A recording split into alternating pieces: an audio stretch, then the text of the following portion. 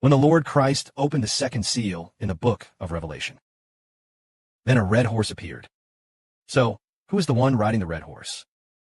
We understand that the rider of the white horse is the Lord Christ, and then by his son, his firstborn, his brother Sib, came to replace the Lord Christ in executing destruction, the duty of attacking the fallen angel.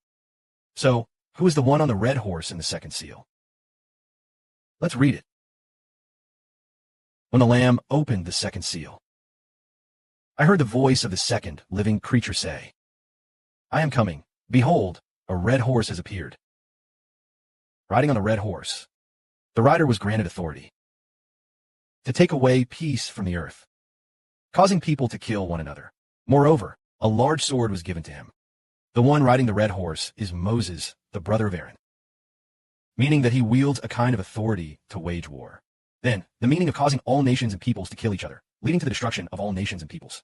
That is to say, it means that in the future, people will fight against people, and nations will fight against nations.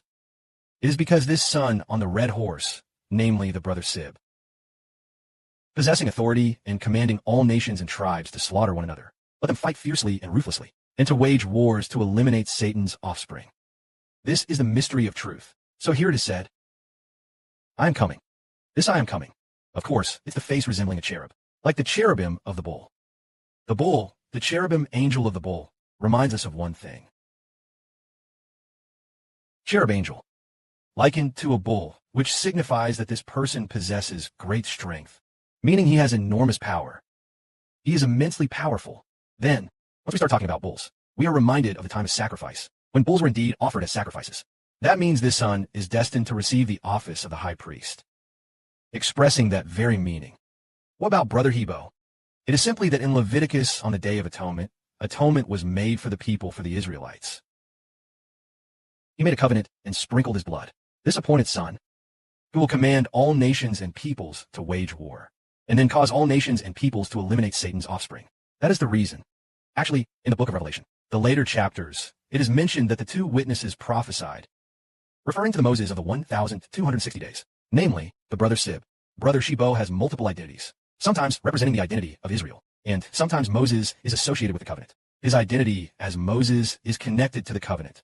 Well, Leor, even though you aren't Israeli, nevertheless, Moses is the one who established the new covenant. As for making a covenant, that the spiritual nation of Israel has a covenant with God, allowing God to choose Israel as his elect. That is why he is called Moses. And sometimes he is also identified with the identity of Solomon. Remember, after Moses established the covenant, he and his brethren, according to the tabernacle of God, a tent was set up, and the identity of Solomon is linked with the building of the temple. He indeed has multiple identities. Now, let us see. This son is the one who commands all nations and peoples to engage in war, to eliminate Satan's offspring. This is the second seal, which speaks of the brothers of Heber. Now, the first seal pertains to the Lord, and then it is the firstborn who, on the Lord's behalf, go and do the will of the Lord. Then, the second seal speaks of the brother Heber going to execute it himself. Later on, we will discuss the third seal. The third seal is related to famine. Now let's look at the first. The seal is related to the attack on the fallen angel. The second seal is about waging war, to make war among all nations and peoples to eliminate the descendants of Satan. Glory be to the Father and the Lord. Amen.